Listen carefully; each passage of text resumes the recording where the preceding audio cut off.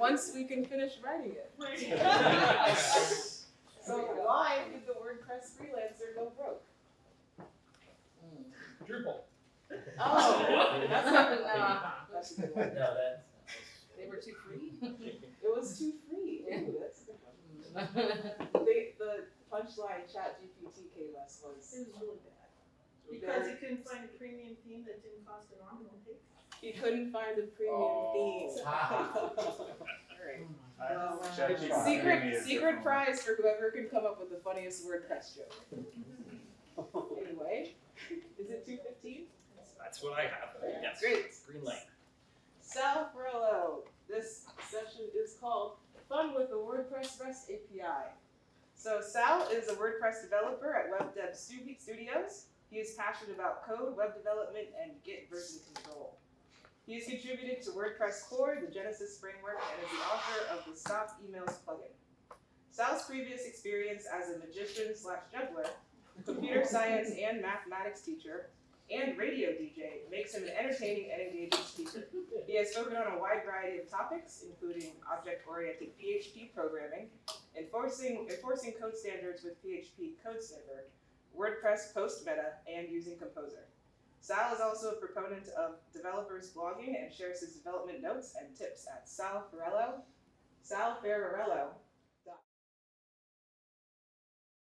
Thank you. Anyone who wants to follow along for the home game, thank you. The home game at salcode.com/WCM. That's like WordCamp Montclair. All these slides are available there, and they'll be available afterwards as well. But if you want to pull them up now, you certainly can.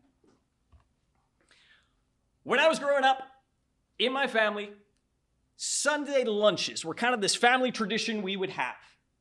And my grandfather loved this one sandwich shop where we get the sandwiches.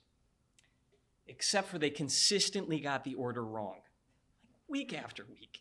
And my grandfather really tried, right? Eventually he went around to the family, wrote down all the orders, even took them in a day early and handed them over. Still, sandwiches were wrong.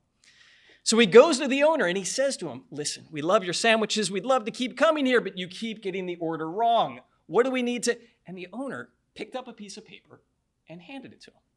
And it was an order form, right? Each sandwich had a row and there were columns that indicated if there were toppings to add or toppings to remove. And so that week, my grandfather filled out the form and handed it in. And lo and behold, the sandwich order came back right. So the problem we had here is not that there was bad information or anything like that, but the problem was the information was not in the right format. And that's exactly what we're talking about when we start talking about the WordPress REST API, right? We're used to WordPress displaying all this content for us here in the form of a web page, but that's not sort of this consistent data format that we can take in. This is not that sandwich order in this very regimented format. The REST API is. Now, this is a custom REST API endpoint that I've added to my website. I even have the link down at the bottom. If you click it, it'll come up. So this just says owner, right? And it provides this information about me, the owner of the website. And WCUS, those are the ones I've made it to in the past. I'm looking forward to adding 2023 to that list this year. Woohoo, yes. Great, so now we've got WordPress kicking back data to us in that very regimented, formatted way. And this has got a lot of power to it. So why, right? Why does this power, why is this important? Why do we want this here? So as an example, here is my website, right? And imagine for a moment that you are tasked with extracting when this article was last updated. As a human, we can take a look at this and we can read it. And we can see when this was last updated. But imagine you had to do this programmatically. Right? So you can write some code that loads all this content. You've got all these HTML tags flying around. Maybe you write some code that identifies the words last updated on, and then you take the content after that, and then you stop at the word by. So that's not insurmountable. But if you write that for my website, it's only going to work on my website. If you go to someone else's website and try and run the same thing, you're not going to get the right answer. Maybe they don't even provide that last updated information at all. Right? It's not anywhere in the source code. So in that case, right, we can still tease it out because this is the REST API response for that same blog post. And so this kicks back all that data to us in that super regimented format, in that sandwich order way that we can predict exactly where each piece of data is going to be. As a matter of fact, I wrote a Chrome extension to do just this because I knew exactly how that response would come back. Now, whenever I'm on a WordPress blog post and I say to myself, this information seems interesting, but is this outdated? This kind of looks like something maybe let's see how recently this was written, right? And I can click this and it will tell me, oh, hey, Sal, this was written in 2011, right? Maybe I want to go back and check. All right, so reading. We've got this very regimented way of reading this data out. That's great. But in the words of the TV announcer, that's not all, right? We can write as well using the REST API. So here I created on my website an example page, salferrarello.com/example. And I titled it My Example Page. Now, I can make a REST API call just like this, and I'm setting the title. We'll dissect this a little more later in the talk here, but you can see in the title, my new title. I'm passing that information in. And when I do that, that page gets updated, and now we've got new information. So I can do this programmatically and pass this information in. So this is the before and after slides, right? We've got the blog post, or the page as I initially created it, and then the updated page that has the new title after we run that code over it. So these are really the three big ideas that I want to talk about today. One, we can read from the REST API. We can get this data back in this very regimented format, and there's cool stuff we can do with that. We can write to the REST API, so we can use these regimented rules to feed information in and change them. And then finally, we can add our own endpoints to the REST API to do whatever we want with. So let's talk about JSON for a moment, right? This is JavaScript object notation, and it comes back like this, right? We've got our information coming back. Again, this is the link. This is the endpoint I created. A little bit of a comparison in case, like me, you were a strictly PHP person. That's where I used to live, right? It was all PHP. There was a little bit of jQuery every once in a while. But I've started delving into JavaScript a little bit more, and JSON really is based on JavaScript and the way the objects are notated, hence the name, right? So the difference I just want to highlight between sort of PHP and JavaScript. In PHP, when we create an array, we really have two different types of arrays, right? One type of array has keys and values, right? You set up an array, you give it a key, you give it a value, key, value. The other type of array is just a list of items. So for example, with WCUS at the bottom there, I have just that list of items. There's no keys involved. They're numerically indexed automatically, but we're not defining them. So this is what we can do in PHP. JavaScript, it does not work that way. In JavaScript, if you want to have key-value pairs, you are not dealing with a JavaScript array. You're dealing with a JavaScript object. So in JavaScript, to define an object, they use the curly braces instead of the square brackets. So we've got an object with curly braces, key-value pairs, and then if we do want to have values that are not keyed, right, they're just numerically indexed, like WCUS, then we do use the square brackets for that even in JavaScript. JSON has a few other rules, like things have to be quoted all the time, but that's sort of the big ones. No trailing commas in JSON object notation as well. That one burns me so many times, and the validator throws an error. What's wrong with this? Right? So trailing commas, just to clarify, right? After this, we might put a comma as we did in the PHP. If you try and do that in a JSON object, it's going to throw an error for you. Now, if any of you have been playing along with the home game and you've clicked this link to my website, you might be looking at what I've been showing you and say, Sal, you're blowing smoke here. This is not what it looks like to me, right? If we take a look at this, you may be seeing something a little more like this, right? We get the information coming back and it's all crammed together, right? So we would call that unformatted JSON, right? It's coming back. It's not so pretty to read. And maybe you're very mentally flexible and you're saying, well, that's okay, Sal, I can figure it out, even if it's not all pretty printed up there. And while that's probably true, some of these JSON responses get a little larger. And when we don't pretty print them, it looks like our machine threw up on the screen, right? I imagine this is what computer vomit would look like. So we don't want that, right? We want our JSON to be formatted. So the trick I like to use when it comes to formatting my JSON and getting a nice, pretty way to look at is a Chrome browser extension. And when you run this Chrome browser extension, automatically, anytime you hit one of these URLs, like this one, right, it comes back to me formatted. So I find this to be a really useful tool if you want to play around with the REST API. So the one I use is JSON View. I've got links to it, and I got links to the source code. So personally, I recommend that. I think that helps. Now, if you're using Firefox as your browser, Firefox has this baked in. So if you're using Firefox and you hit one of these URLs, it looks good right out of the gate. No extra processing necessary.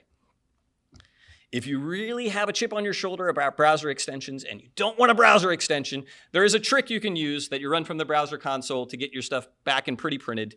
It's this code snippet. If you drop it in, it'll do that for you. So I've got this link in there as an option. This links to a blog on my website, a blog post on my website. Okay, so now we've got this pretty thing coming back, and we clicked on that URL and we saw what it looked like.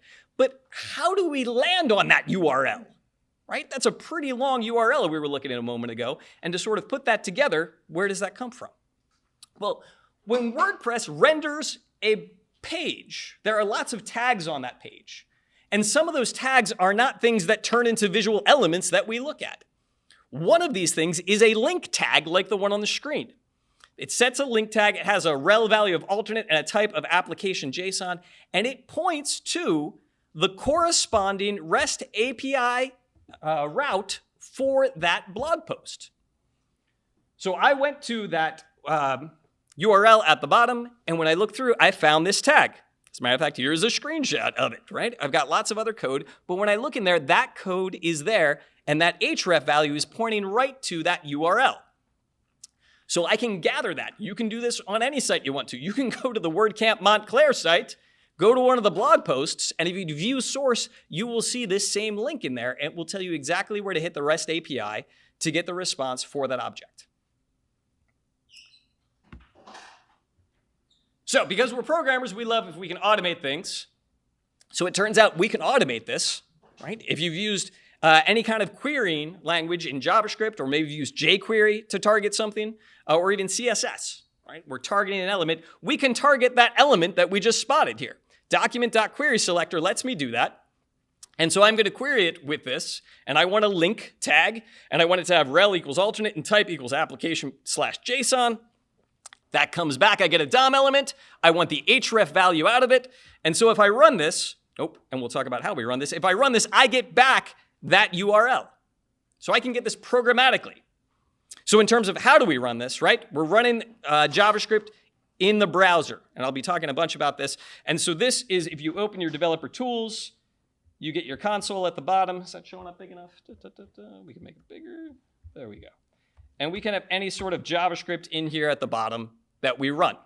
And so specifically the JavaScript we're talking about running on our WordPress blog post is this, and it comes back with our URL. Yeah, there we go. We can see a successful run of it. So now if you want to go to that WordCamp Montclair blog post and you don't want to go sift through the tags yourself, you can instead run this from the browser console and get back that URL. Great. So we got that. We had the URL. If we hit the URL, we've got all the information there. Yeah, let's go back and do it. Right? So it's here, and we're running our browser extension, so it's all nice and pretty printed for us, and we can see everything here. Pops back our data. Again, though, we say, hey, let's do this programmatically. And so we can do this in JavaScript. Right? So this is the code. Essentially, we would swap out that middle line for whatever we need to hit. Right? In this case, we're hitting this REST route. And so we've got this, and we've got it with the blog post $67.99. And we've got these await keywords in there. We're not going to dive too deeply in JavaScript, but this essentially is asynchronous JavaScript. What happens is the code starts to run, and JavaScript just wants to keep on running after it kicks off that function. And by putting a wait there, we say, hang on, wait for the response to come back, and then we're going to operate on it. So first we wait for the response to come back, and then we turn it into a JSON response, and we wait for that to come back. So we run that JavaScript, and then we get back this object, right? So this is the object that corresponds to that post. This is what the REST API has on it. And then finally, we can take that response, we can stick it in a variable, I called it JSON data, and then we can call JSON data.modified, because that object that comes back has that modified property in it that tells us when it was last modified. And so by putting all those pieces together, That's exactly what I did to create that browser extension, right? So here's the code running. This shows us it, so we can take that apart, right? So this browser extension, when I hit the button, it looks over the page. It does that query to find that link tag. It finds it. It looks at the href value, and then it makes that call to that href value. It comes back and it looks for the modified value, and that kicks it out. So that's all the secret sauce going on there under the hood. Same origin policy. This one's easy to get tripped up on. When you're running JavaScript in the browser, there is a rule hard-coded into that browser that says if you are doing one of these fetch commands to go out and grab some information, you may only do it to the same domain you are currently on. So if I'm on my website and I open up that browser console at the bottom and I take this code snippet and I say, hey, I'm going to go grab some information from a blog post, let me go grab it from the WordCamp Montclair blog post, that's going to fail because that's on a different domain. I need to be hitting stuff on the same domain. So a great way to play with this is go to your site, open up that browser console, and then you can drop in these code snippets and it'll fire along and get you there. So how would one go about exploring the WP REST API, right? There's a lot going on here. And I've given this a lot of thought, and I think the best way to do it is actually to start deep and then work your way back out. Right? So we've got this deep link here that takes us to a blog post. We're looking at one specific blog post. We've got the data. We've kind of looked at that ad nauseum here. I think we get the hang of it. So that's that data. If we start lopping things off our URL, almost like we're on the website, right? And you've got this deep URL and you say, I want to work my way back a little bit. Let's see what else we have here. So if I take off that last bit, the post ID, then we get posts. This will give us back a list of all the posts. It's a lot like when you hit your blog page and it lists your most recent blog posts. So we can do that and take a look at it. These will come back, right? And this comes back, we get this object here, and then you can see we have a second object. So that is the second most recent thing I published. And we can take a look and we can get the third object. So you can take a look through and work your way through this. Single post, all posts. Okay. And then if we lop off posts, right, we get WP/V2 routes. So at that point, we're pulling some more information. So if I pull that up here, this is interesting in that it shows us the different routes that are available to us, right? There's the one we're looking at right now, WPV2. There's posts. We just looked at that. That gives us the list of all those posts. There's posts with this thing at the end. This is a regular expression that represents a number there that tells it, hey, you can have posts and then have a number at the end. That'll get you that blog post. Oh, hey, it turns out there's another one. If we put revisions after that, we can get the revisions for that post, right? So we can discover what's going on here. We can pull a specific revision if we give it that second ID that belongs to the revision. Autosaves are available, right? We'll go a couple more. Pages. So not just posts, but we can do pages as well. We can continue going down here. All these WPV2 ones are the ones that are built into WordPress core. Now, we go back one more level, we take off that V2, and we get no root was found? I feel a little misled here. I thought we got to explore this thing. We could go through. But this one comes back with an error, 404. We'll talk about this in a minute, about why this one comes back as an error. And then finally, if we get back to WP-JSON, this is the root of the REST API. And so this is going to be our top level, and this has everything, right? So there's a lot. You can see the one I added. I'm hosting on SiteGround, so you can see that gets listed in here. Yoast I have in here. So all of these different things come back. Okay. So if you want to play around and look at all the different options that are available to you, that's a great way to do it. So let's look at the structure of this call, right? We've got the base, which is our URL, and typically WP-JSON at the end. This can vary a little bit from site to site. There's ways to customize it, but most of the time, this is what you're going to find. But then the part that WordPress cares about is this route on the end of it, right? Like WP/V2/post/6799. That's that path that takes us exactly where we want to go, okay? So our base, and then we've got our route. The route, we can actually break down further, right? So the route, the first part on it is called the namespace. And the idea is that if I want to add a new route, maybe somebody else has added that same route, right? With the same name. We come up with something, a name like post. Maybe I want to add post, but WordPress core already has that.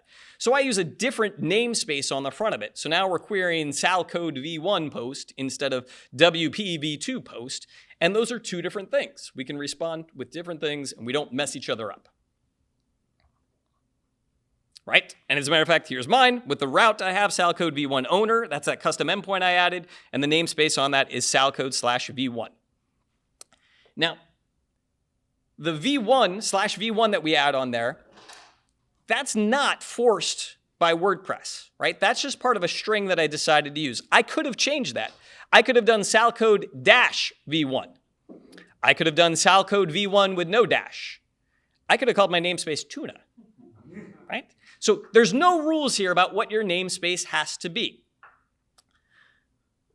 Typically, right, sort of the guide that people follow is you go with your identifier and then a /v1 or v2. The idea is you're setting up versions. So this way, if I want to change what my route responds with in a breaking way, I can do that under v2, so somebody else can still hit that v1 version.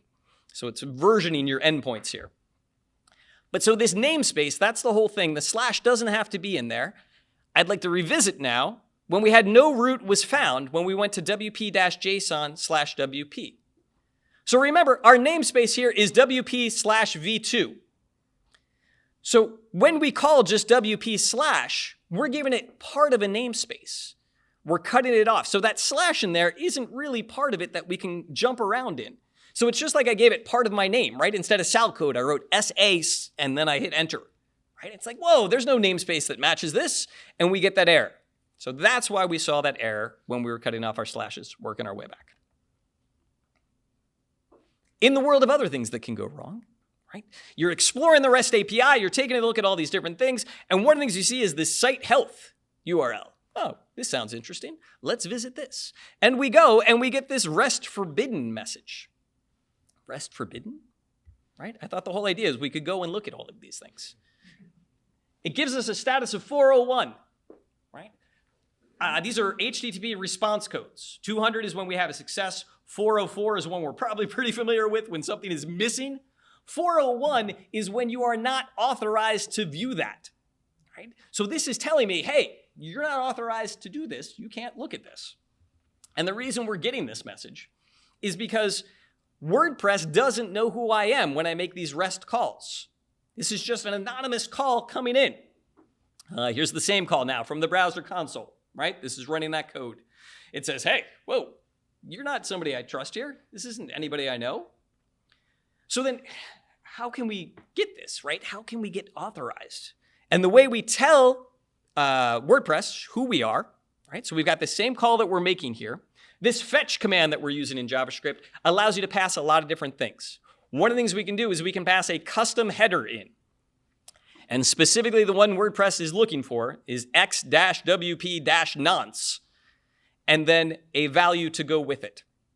So when I pass this value in, then all of a sudden I get a successful response back from the REST API. It says, oh, hey, sure. Oh, this is Sal. Yeah, you can take a look at this. Here's what I've got for you. Enjoy. So that comes back. All right, but that's coming back because I added that extra value here, right? This nonce value tells it who I am. Now, this nonce value is not always going to be this string, right? Even for me on my site, it's going to change every 24 hours. This one has already expired, so don't run out and try.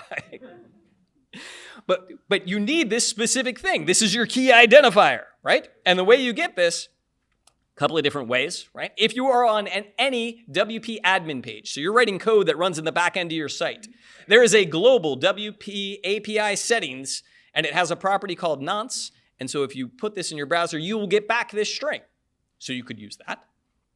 If you were doing work on the front end, you can hit this endpoint. And when you hit this endpoint, it will look at your cookies and figure out who you are and then return the nonce, and then you can feed it back in.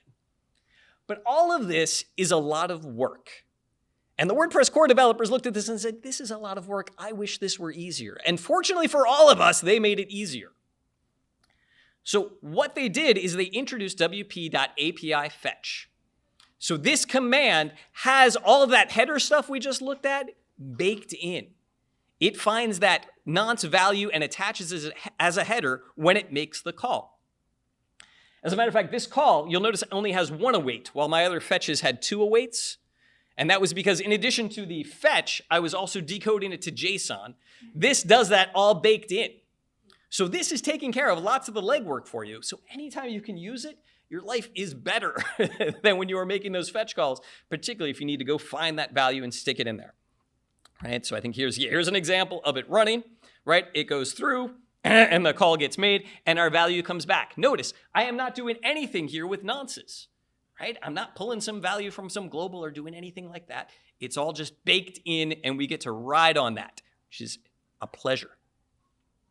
Now, WP API fetch is not available everywhere, right? Typically, by default, I think it is only available on your editor pages. So if you have a page open to edit, like a page or a post, then this WP API fetch is available there. But for example, on the front end, it is not available there. But most of the code I do tends to be involving the block editor within Gutenberg. And so in those cases, this thing is there and ready to go. And so my calls get way easier. Now, updating title. We looked at that example all the way back at the beginning. Now, you can imagine that when updating a title, you want to make sure you have an authorized user, right? I don't want anybody to be able to show up on my website and drop some code in the browser and start updating titles. I know these programmers, right? I would have a lot of pages with the title butts. Yeah. So fortunately, right, you need to be authorized. But we just looked at what we had to do to get authorized, right? We need to pass along that nonce, or we can use that API fetch, which makes us authorized. So here's our call that updates the title. This is the same one from the beginning, but we glossed over it then, but we were using that API fetch. So by using API fetch, it grabs the nonce, it knows we're legit, and it allows us to make that update.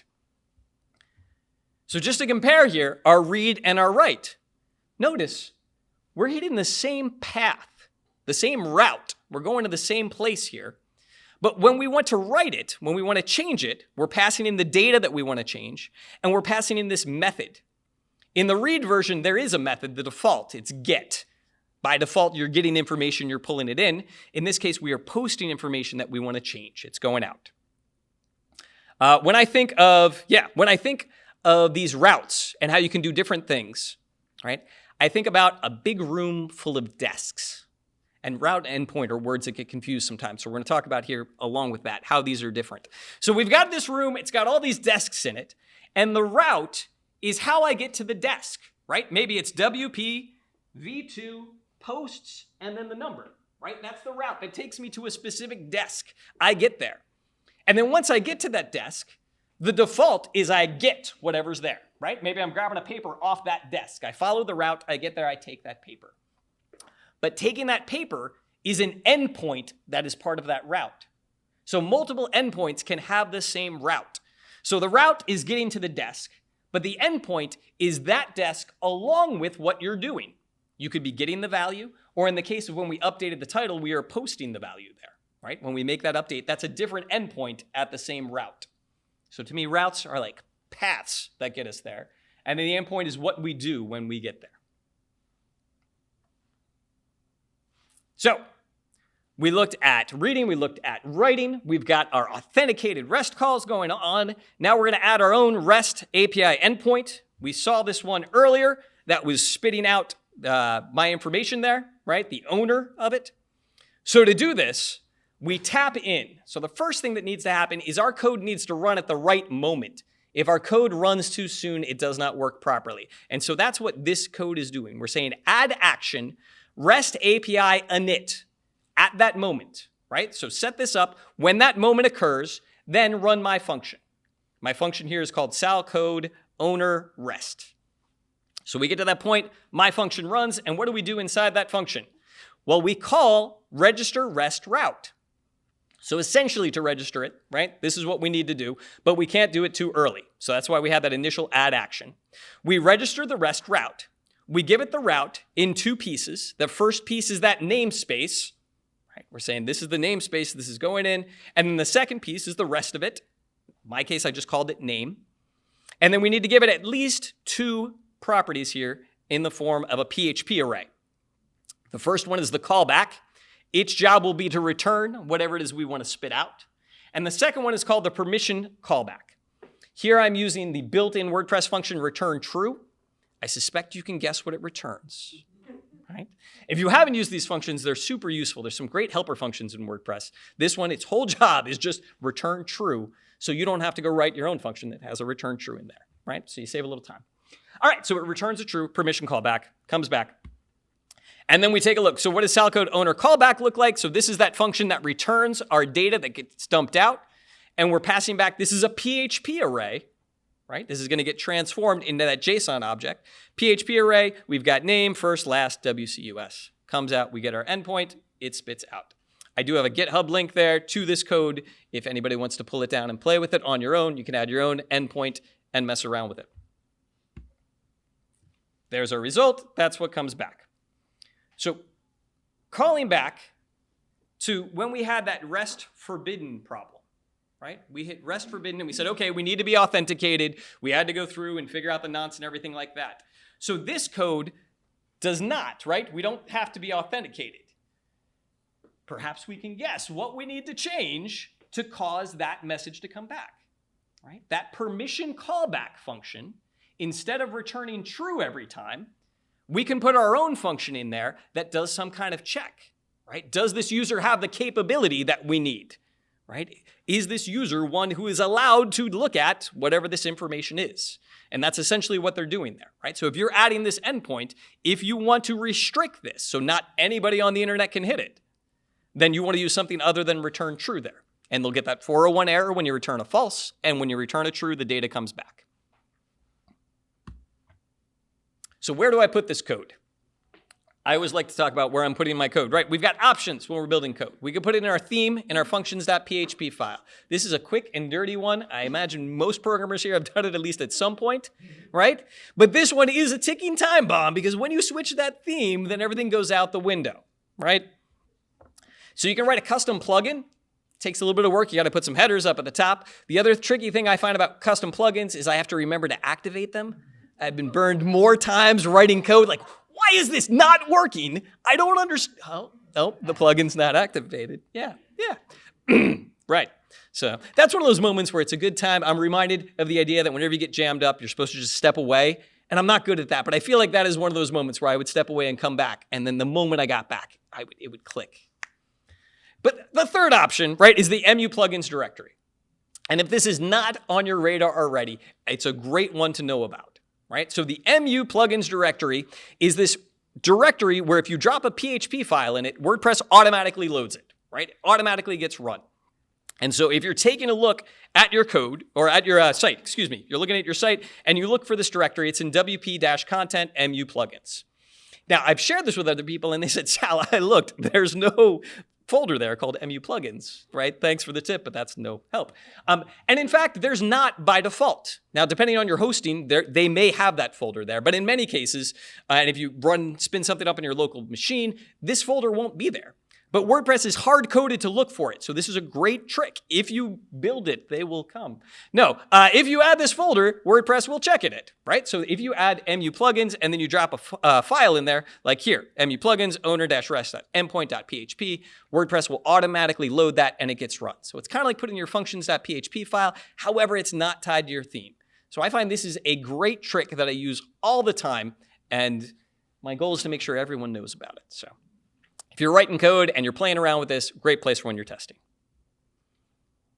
Okay, so going back to that same origin policy, we talked about how we can only request information from our own domain, right? So that sounds great, but there's all this great REST information out there. As a matter of fact, there's a weather service that I signed up for that has all this great weather information coming in JSON format, but it's on a different domain, so my JavaScript can't touch it. Right? So in that case, what you can do is you can write PHP code that reads their JSON endpoint and then spits it back out at your own JSON endpoint. And so this was really fun, and I did this. And if you take a look at this URL, this is the one where we've got, right, so here it is. So this is my website spitting out weather data for my home area. But it's all coming from this other service. But it comes out on my website because I'm grabbing it and then spitting it back out. And so what that means then is I can run JavaScript on my own site that can grab this data and use it. So that's super exciting to me. And that's what I did at the other link that I jumped to too soon, right? So I've got my own little weather application here, and it spits out the weather for me at home.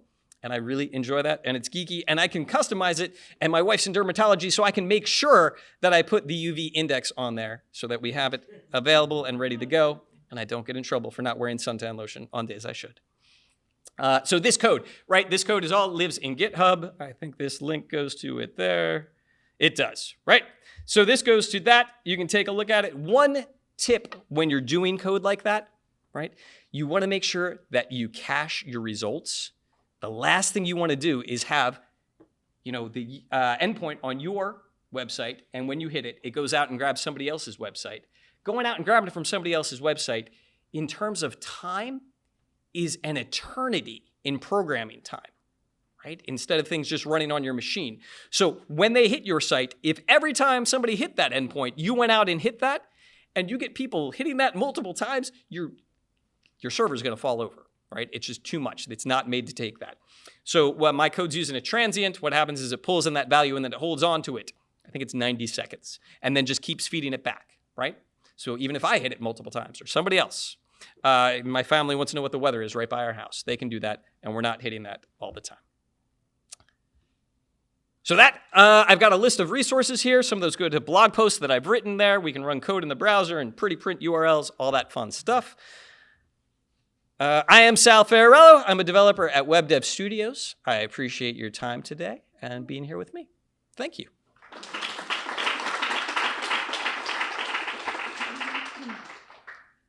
Any questions? Does Core have caching built in on those host endpoints? Does Core have caching built in on the endpoints? No.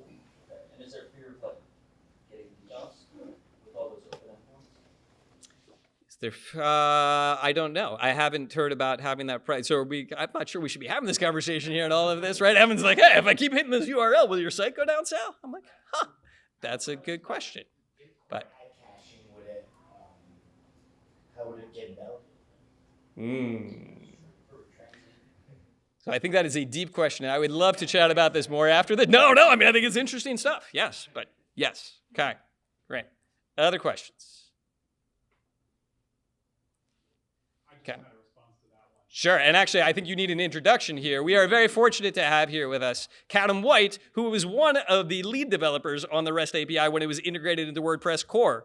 And so this talk would make no sense if not for his hard work. Thank you.